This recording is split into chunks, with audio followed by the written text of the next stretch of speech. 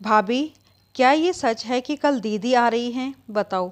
अभी 2 दिन पहले पूरे घर की साफ सफाई हुई है। उनके बच्चे आते ही पूरे घर का सत्यानाश कर देंगे और मम्मी जी कहेंगी सफाई के साथ साथ बेटे की फरमाइश भी पूरी करो।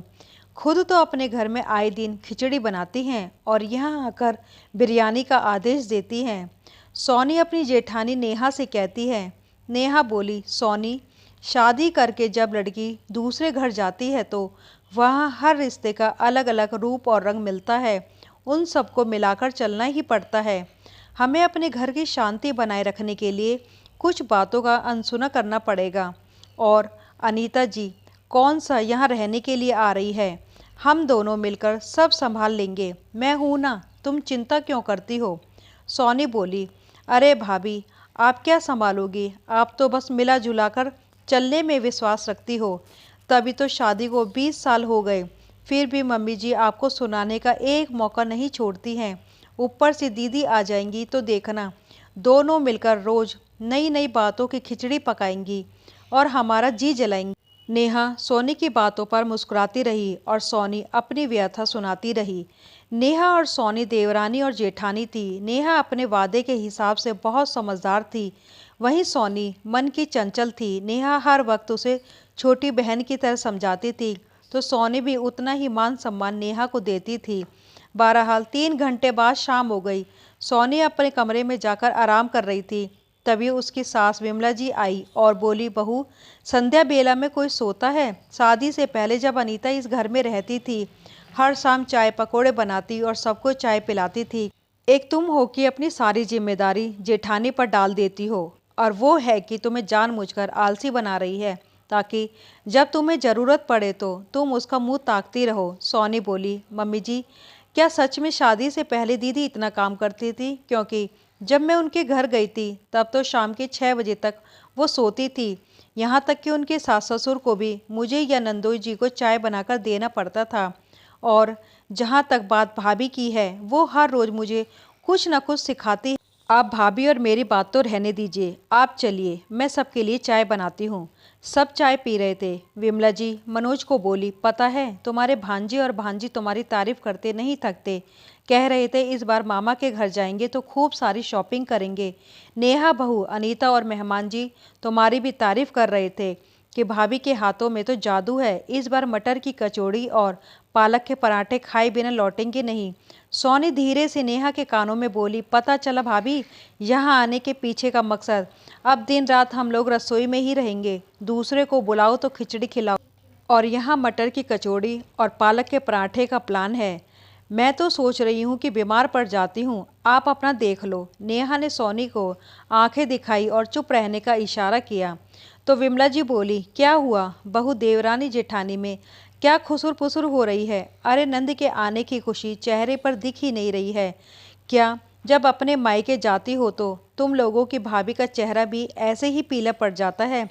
नेहा जब तक बातों को संभालने की कोशिश करती, सोनी बोली, मम्मी जी, मैं तो जब मायके जाती हूँ तो मेरी भाभी के चेहरे खिल उठते हैं, ये सोचकर कि अब नंद आई है तो थोड़ा आराम मिलेगा। और हम भी यही सोचकर जाते हैं कि मायके में इतने दिन आराम किया तो अब थोड़ी बहुत मदद भाभी की भी कर दें, तभी तो नंद और भाभी का रिश्ता बना रहता है। नेहा जल्दी से बोली, मम्मी जी, सोनी के कहने का मतलब ये है कि जितना हम अपने मायके में अपनी भाभी के साथ खुश रहते हैं, उतना ही दीदी के आने पर हमें भी खुशी होती है। और मेहमान जी को आने तो दीजिए, उनकी पसंद की सारी चीज़ें बनाऊंगी, आप चिंता मत कीजिए। चलिए अब खाने की तैयारी करते हैं।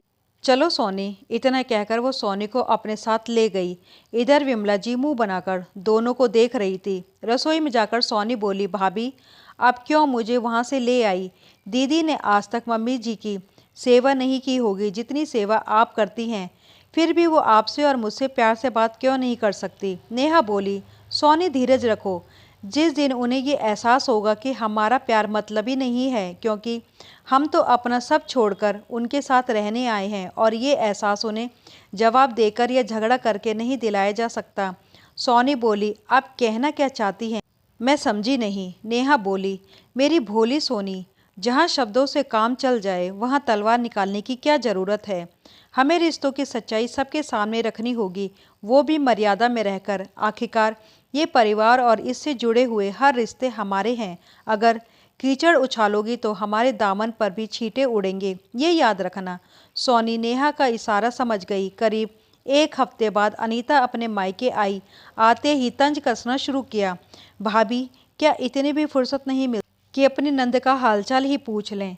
अपने मायके तो कभी फ़ोन करना नहीं भूलती होंगी। विमला जी बोली, सही कह रही हो तुम।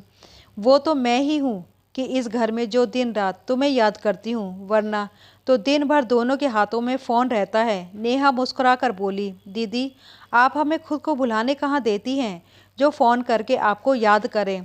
कोई एक दिन ऐसा नहीं जाता जब मम्मी जी आपकी बात नहीं करती हैं। और मम्मी जी, कभी हमारा भी पक्ष लेकर देखिए, निराशा हाथ नहीं लगेगी। सोनी चाय पानी लेकर आई तो अनीता बोली, बस चाय पानी से ही काम चलाओगी? जब हमारे घर आई थी तो कितनी खातिरदारी हुई थी, क्या भूल गई? सोनी नेहा की तरफ देखी तो नेहा ने इशारों में ही उसे चुप रहने को कहा। हर रोज़ नेहा और सोनी छोटी छोटी बातों को अनसुना कर रही थी। जो सास कुछ रोज़ पहले खाने की टेबल पर प्यार से बात करती थी, वो नंद के साथ मिलकर खाने में भी नुक्स निकालने लगी थी। 2 दिन बाद नेहा ने मटर की कचौड़ी बनाई। नंदोई ने खूब तारीफ की तो अनीता बोली, भाभी आप तो हमेशा बस अपने मायके जाती हैं, हमारे घर पर तो आती ही नहीं हैं। सोनी आई थी, पूछिएगा जरा हमने कितनी खातिरदारी की थी। सोनी मुस्कुराकर अनीता के पति को बोली, मेहमान जी याद है ना, हर शाम में दीदी को सर दर्द हो जाया करता था और फिर हमें खाना बनाना पड़ता था। इतना कहकर दोनों हंसने लगे, जिसकी वजह से मेहमान जी को पत्नी की डांट झेलनी पड़ी। सास बोली, छोटी बहू तुम आजकल कुछ ज़्यादा ही बोलने लगी हो, क्या ज़रूरी था मेहमान के सामने ये सब कहना? सोनी बोली, मम्मी जी ये अच्छा है, भाभी बड़ी हैं, उनके साथ दीदी और मेहमान जी सब मजाक कर सकते हैं, और मैं तो छोटी हूँ, तो क्या नंद नंदोई से मजाक नहीं कर सकती? ये तो दोहरा व्यवहार हुआ। इतना कहकर नाराज सोनी वहाँ से चली गई। 2-3 दिन तक नेहा और सोनी घर भी संभालती और नए नए व्यंजन भी बनाकर खिलाती थी। मौसम बदल रहा था, ऊपर से अनीता के बच्चे घर में भी धूल मिट्टी ले आते थे। सोनी को धूल से एलर्जी थी, उसकी तबीयत खराब हो गई। फिर सारा काम नेहा पर आ गया तो विमला जी को भी चिंता होने लगी। अनीता बोली, माँ ये सोनी ज़्यादा ही नाजुक बनती है, बस कामचोरी का बहाना है और कुछ नहीं, तुम ज़्यादा परेशान मत हो। नेहा ने जब अनीता की बात सुनी तो विमला जी से बोली, मम्मी जी आपको याद है पिछले महीने जब आपको बुखार हुआ था, कभी मैं तो कभी सोनी आपके सिराने बैठे रहते थे, फिर आज उसकी तकलीफ़ दूसरों के साथ, क्या आपको भी बहाना लग रही है?